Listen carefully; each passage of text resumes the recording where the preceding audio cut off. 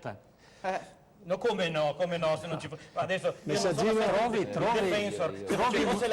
trovi un clandestino in Vaticano. Troviamolo per esempio al centro Balducci, che mi pare che sia un braccio del Vaticano. Il centro Balducci, chi accoglie? Perché poi quando arrivano le persone, voi dite che occorrono i respingimenti, quando arrivano le persone, a chi si telefona per dire per favore accoglietemeli? Si telefona a Pierluigi Di Piazza, si telefona a Franco Saccavini, si telefona a Don Alberto Di Nadai. Massimo rispetto per queste persone, non c'entra nulla. Queste persone che non ricevono nulla per quello che fanno, se non ci fossero loro, altro che le persone Il problema è che continuiamo a mandare messaggi sbagliati, li incentiviamo a rischiare la vita nel Mediterraneo. Se non li prende di piazza, messaggino telegrafico, come entrano in Italia, via subito. Raffaele Padrone, la prima cosa è una curiosità mia, voi avete manifestato contro il prefetto di Gorizia, l'UGL, adesso glielo trovo, 2010 forse. Una cosa del genere, sì.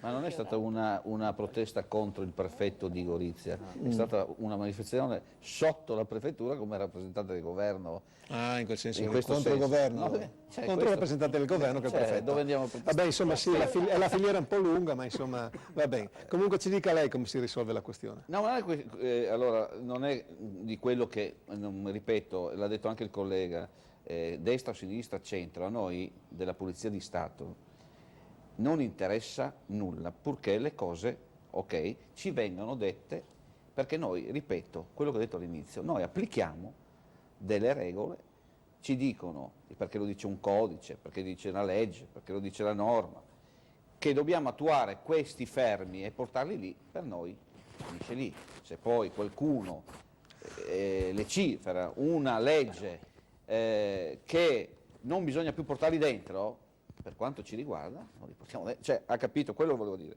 Quello che io invece ho sentito poco fa, tramite i messaggini, la preoccupazione delle proteste di piazza, che ogni volta la polizia deve trovarsi a fare da cuscinetto antistress, va bene? Così l'ho chiamata anche io tempo fa, da cuscinetto tra le problematiche sociali e problematiche che la politica italiana di destra, di centro, di estrema destra, estrema sinistra non ha mai risolto, perché potrei dire che qualche governo ci aveva promesso barconi armati, che non sarebbe più sbarcato nessuno, si sono calmati per un po', poi hanno ripreso, perché sono mancati quei famosi accordi presi prima, internazionali, che si diceva prima, lo ribadiva anche il senatore Pittoni. Sono mancati poi effettivamente tutto questo, però c'era stato detto che non sarebbero più sbarcati.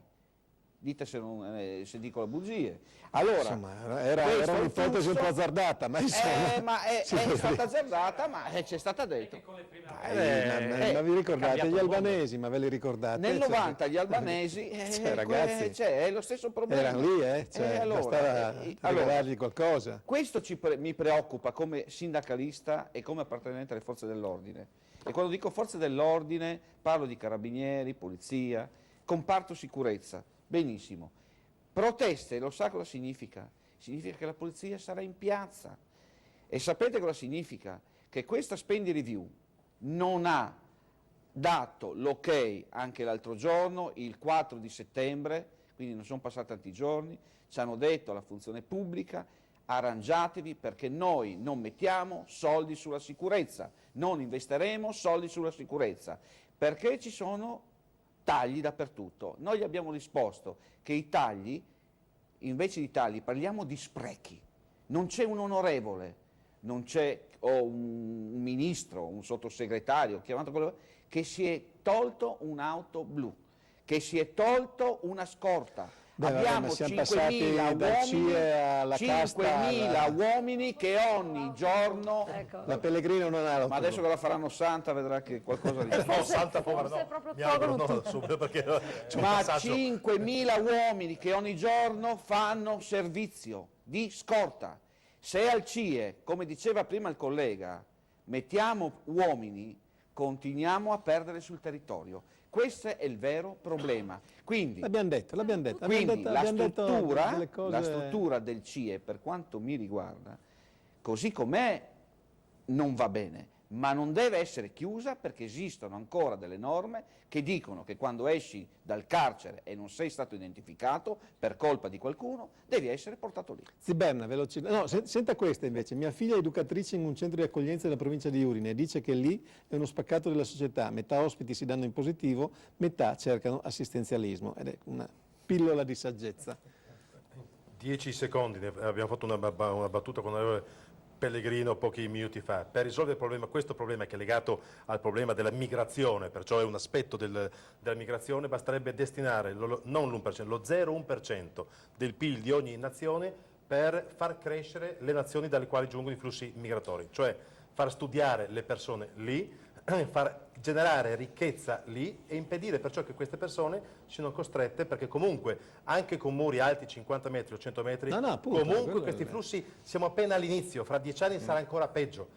Il prossimo miliardo di persone che nascerà sulla Terra nascerà in condizioni tali da guardare comunque anche all'Italia, anche alla Spagna, anche alla Grecia come un Eldorado, non soltanto il Nord Europa. Bene, vi leggo l'ultimo messaggino, poi sento Daniele Paroni per le ultime dal Cividalese. In queste discussioni si sente sempre parlare di diritti e poco di doveri.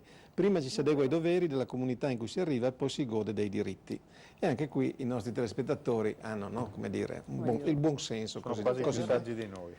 cosiddetto. Speriamo che non ci facciano, visto che ci seguono, no?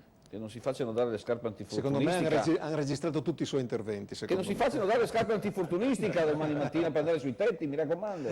Vabbè, dai, questo è un po' greve.